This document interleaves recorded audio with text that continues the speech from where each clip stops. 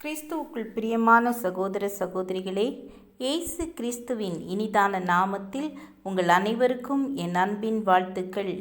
இன்றைய தினம் உங்களுக்காக கொடுக்கப்பட்ட வேத வசனம் மத்தேயு எழுதின சுவிசேஷம் 7ஆம் அதிகாரம் 12ஆம் வசனம்.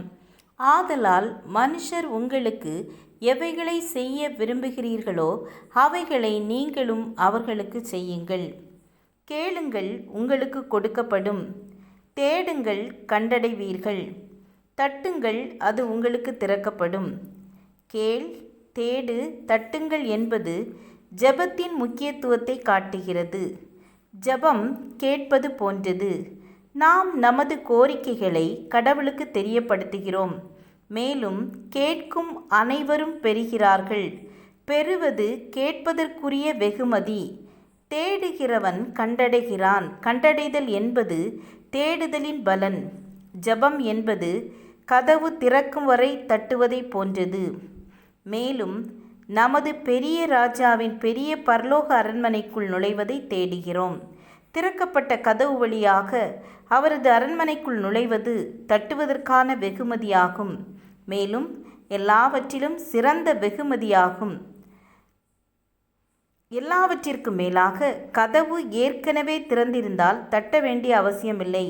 ஆயினும் கூட கதவு மூடப்பட்டிருப்பதை நீங்கள் உணர்ந்தாலும், நீங்கள் தட்ட வேண்டும் என்று உணர்ந்தாலும் அதை செய்யுங்கள், தொடர்ந்து செய்யுங்கள்.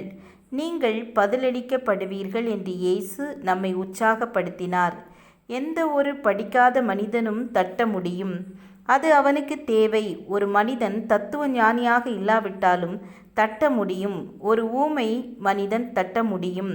ஒரு குருடனால் தட்ட முடியும். ஒரு செயலிழந்த கையால் ஒரு மனிதன் தட்டலாம். பரிசுத்த ஆவியின் வழிகாட்டுதலை பின்பற்றுவதற்கும், விசுவாசத்துடன் கேட்பதற்கும், தேடுவதற்கும், தட்டுவதற்கும் போதுமான வழி அற்புதமாக எளிமைப்படுத்தப்பட்டுள்ளது.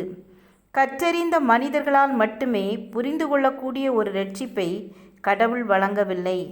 அது அறிவில்லாதவர்களுக்காகவும், குறுகிய புத்திசாலிகளுக்காகவும், இறக்கு நிலையில் உள்ளவர்களுக்காகவும், மற்றவர்களுக்காகவும் வடிவமைக்கப்பட்டுள்ளது.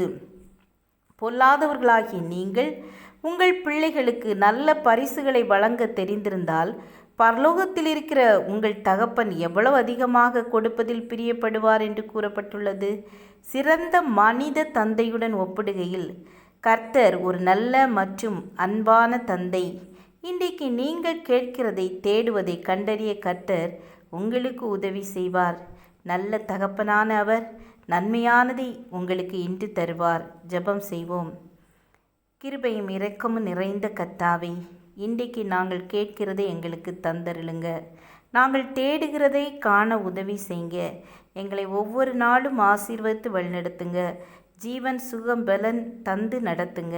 இயேசுவின் நாமத்தில் பிதாவே, ஆமேன், ஆமேன். God bless you.